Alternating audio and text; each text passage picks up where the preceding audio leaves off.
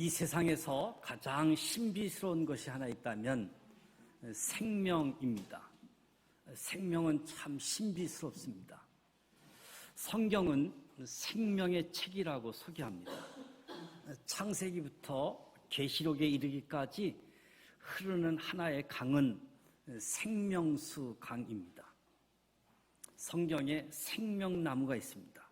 그러나 인간의 죄로 말미암아 생명나무는 감추어졌습니다. 그러나 놀랍게도 계시록에 보면 다시 그 생명나무가 나타납니다. 생명이 있는 곳에 부활이 있습니다. 나는 부활이요 생명이니라. 생명에는 길이 있습니다. 생명은 진리입니다. 나는 길이요 진리요 생명이니라. 생명은 예수 그리스도를 의미하지요. 하나님께서 세상을 창조하실 때에 생명이신 예수 그리스도로 이 세상을 창조하셨습니다. 골로새서 말씀을 보게 되어지면 만물이 그로 말미암아 지은 바 되었고 지은 것이 하나도 그가 없이는 된 것이 없다고 말씀합니다. 하나님께서 온 우주를 창조하실 때 그 창조가 바로 생명입니다. 생명은 창조, 우주에 가득 차 있는 생명. 저와 여러분이 하나님의 생명을 호흡하고 하나님의 생명을 보고 하나님의 생명 안에서 살고 있습니다. 요한일서 1장 1절에 태초에 붙어 있는 생명의 말씀에 관하여는, 태초부터 있는 생명의 말씀에 관하여는 우리가 귀로 들은 바요, 눈으로 본 바요, 주목하고 우리의 손으로 만진 바라고 말씀합니다. 태초부터 있는 생명의 말씀은 예수 그리스도입니다. 예수 그리스도는 생명으로 저와 여러분에게, 우리에게 오십니다. 그를 만질 수 있고 그의 생명을 들을 수 있고 볼 수가 있는 거지요. 그러니까 예수님은 하나님 생명의 절정이라고 이야기할 수 있습니다. 하나님은 어떤 분이신가? 하나님은 생명 그 자체이지요. 생명의 근원입니다. 예수님은 생명의 말씀으로 존재합니다. 요한일서 5장 21절에 하나님께서 우리들에게 오직 한 가지 증거를 보여주셨는데 저와 여러분에게 영생을 주신 것. 이 영생은 하나님의 생명이 그의 아들 안에 있는 것이다 라고 말씀합니다. 하나님의 유일한 관심이 무엇인가? 하나님의 유일한 관심은 예수 그리스도입니다. 하나님의 증거가 무엇이냐? 하나님의 증거는 예수 그리스도입니다. 하나님이 온 인류에게 하고 싶은 단 한마디가 있다라고 한다면 예수 그리스도. 왜냐하면 예수 안에 생명이 있기 때문이지요. 우리가 이 생명에 접붙임 받기만 한다면 모든 문제가 쉽게 해결되기 때문에 아들 예수 그리스도가 있는 사람에게는 생명이 있고 아들 예수 그리스도가 없는 사람에게는 생명이 없다. 하나님의 최대의 관심은 하나님의 생명이 그의 아들 예수에게 있다는 사실을 우리에게 가르쳐 주고 싶은 것이지요. 예수 그리스도를 믿는다. 예수를 믿는다는 것이 무엇을 의미하는가?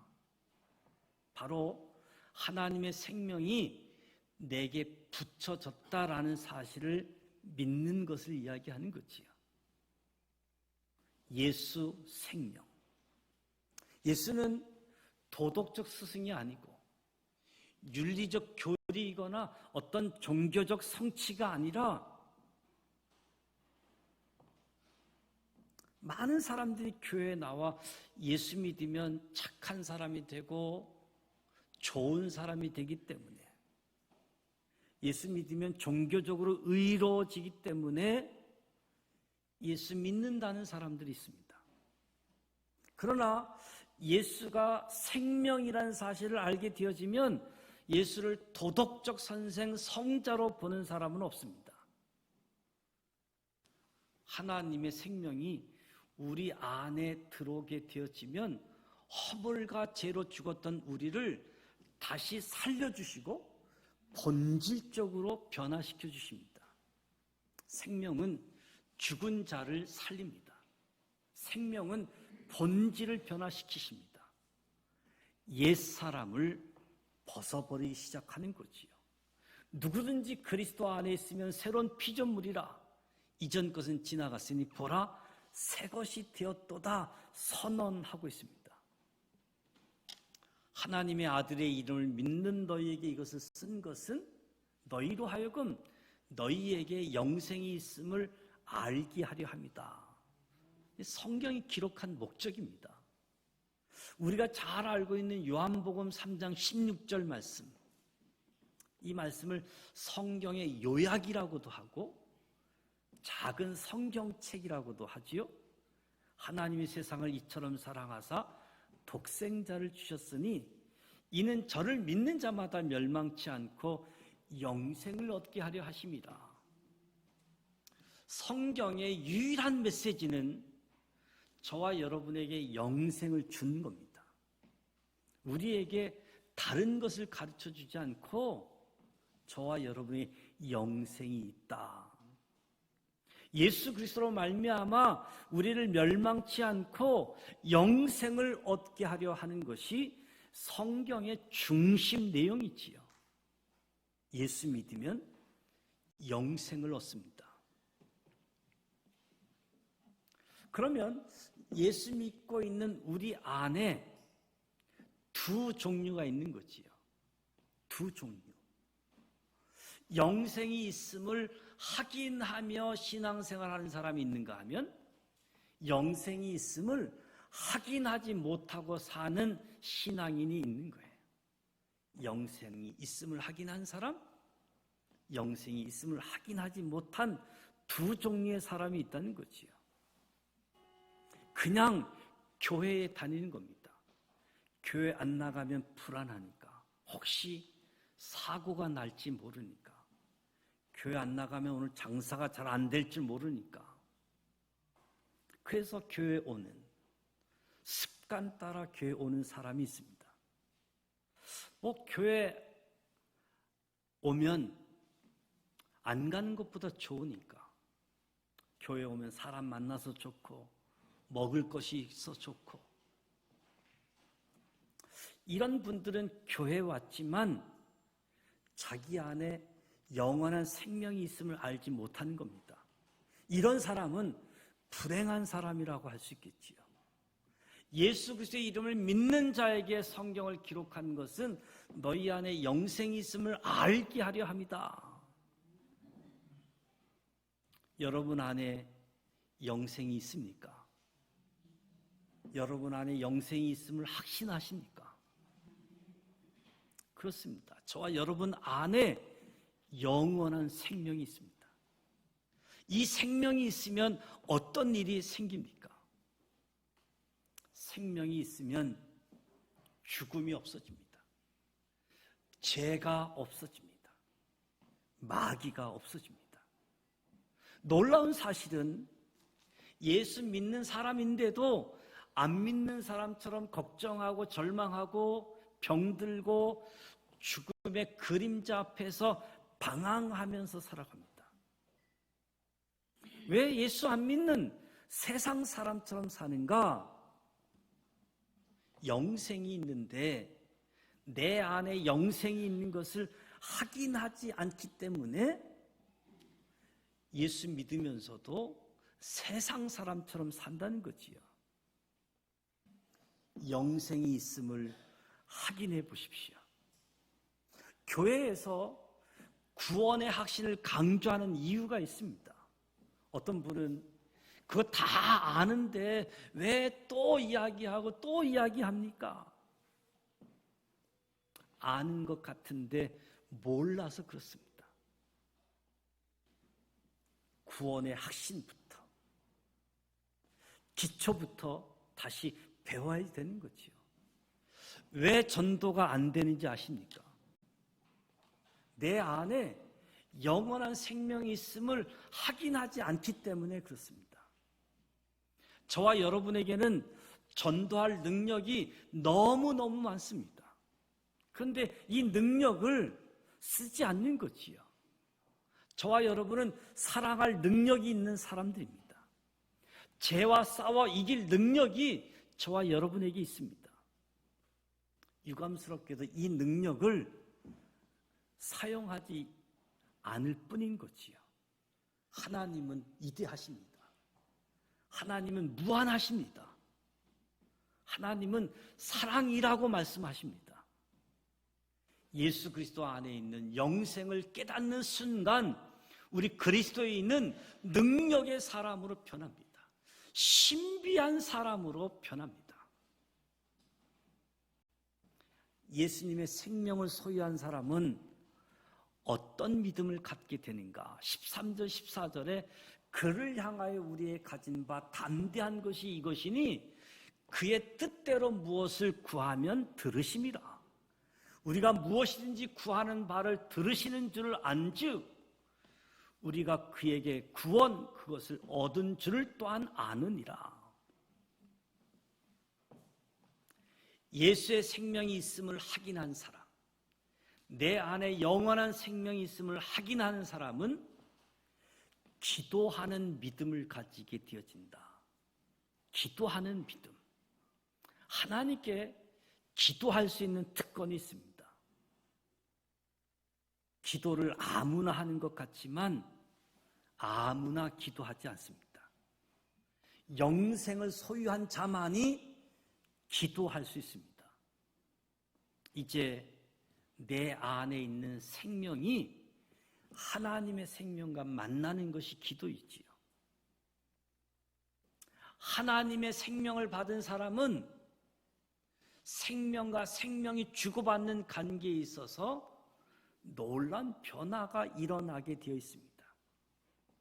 진짜 기도는 생명입니다. 생명이신 하나님과 만남이고 생명이신 하나님과 관계이고 교제이고 대화이지요. 그래서 기도하는 곳에는 응답이 있습니다. 그의 뜻대로 무엇을 구하면 들으심이라. 그의 뜻대로, 내 뜻대로 기도하지 말고 하나님 뜻대로 기도해야지 된다는 거지요. 기도의 실수가 무엇입니까? 기도의 실수는 나의 뜻을 하나님께 통보하는 겁니다. 내 생각을 하나님께 강요하는 거지요.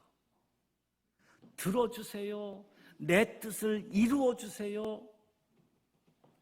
이것은 기도가 아닙니다. 참 기도는 어떤 것인가? 하나님, 당신의 뜻을 깨닫게 해 주옵소서. 이것이 기도이지요. 우리는 죄인입니다. 어리석습니다. 욕심이 많습니다. 이기적입니다. 그래서 하나님을 내 편리한 대로 이용하고 사용하려고 하는 거지요. 믿음이란 무엇인가? 참된 기도란 무엇인가? 내 생각과 내 뜻을 하나님께 강요하는 것이 아니라 하나님의 생각은 어떠신지요? 하나님의 계획은 무엇입니까? 알게 해주세요. 이것이 참 기도이지요. 하나님의 뜻을 알았다라고 한다면 하나님 뜻에 순종하게 해 주옵소서. 우리가 예수님의 기도를 생각해 보게 됩니다. 겟세마네 동산에서 십자가를 져야 하는 그때 예수님은 아버지요, 만일 아버지의 뜻이었든 이 잔을 내게서 멀리 옮기시옵소서. 그러나 내 원대로 마옵시고 아버지의 원대로 하옵소서. 이것이 예수님의 기도, 참된 기도의 모형이지요. 오늘 저와 여러분의 기도를 고쳐보고 싶은 마음은 없습니까? 지금까지 주장했던 기도를 잠깐 내려놓지 않겠습니까? 하나님, 병 고쳐 주시옵소서. 얼마나 심각한 기도입니까? 하나님, 우리 사업 잘 되게 해 주시옵소서. 얼마나 긴급하면. 우리 아들 이제 한 달 반 지나면 수능고사 있는데 수능고사 잘 봐서 대학교 꼭 들어가게 해주세요. 물론 이런 기도가 중요한 기도입니다. 그러나 하나님이 저와 여러분에 대한 관심, 하나님이 나에게 가지고 계신 관심은 다르지요. 하나님의 관심은 저와 여러분의 믿음을 새롭게 하라. 믿음을 새롭게 하라는 겁니다. 나는 하나님께 돈 달라고 기도합니다. 그러나 하나님은 믿음을 가지라고 요구하시지요. 그렇다면 기도를 바꿔야 되는 겁니다. 하나님께 내 사업 잘 되게 해달라는 기도보다, 나를 건강하게 해달라는 기도보다 중요한 것은 내가 하나님의 뜻을 깨닫게 해달라는 기도가 먼저 있어야 된다는 거지요. 기도의 방향을 바꾸어 봅시다. 아버지 하나님, 지금 나에게 원하는 것이 무엇입니까? 내가 어떤 사람이 되어야 마땅합니까? 지금 내가 무엇을 해야 하는지요? 가르쳐 주시옵소서. 저와 여러분이 하나님의 뜻을 깨닫기 위해서 어디로 가야지 됩니까? 하나님의 뜻을 깨닫기 위해서 성경으로 돌아가야지 됩니다.